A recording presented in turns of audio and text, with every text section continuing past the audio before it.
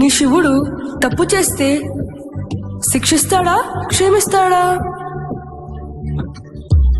శిక్షించడు, ఫలితం మాత్రమే ఇస్తాడయ్యా. నువ్వు చేసిందే నీకు తిరిగి ఇస్తాడయ్యా.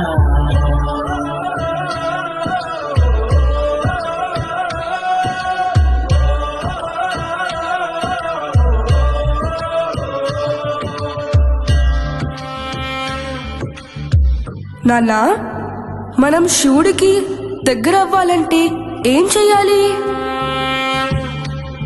సత్యం మాట్లాడు నాయన, కరుణ చూపు నా కన్న, అదే నీకు పూజయ్యా, ఇదే నీకు మార్గమయ్యా.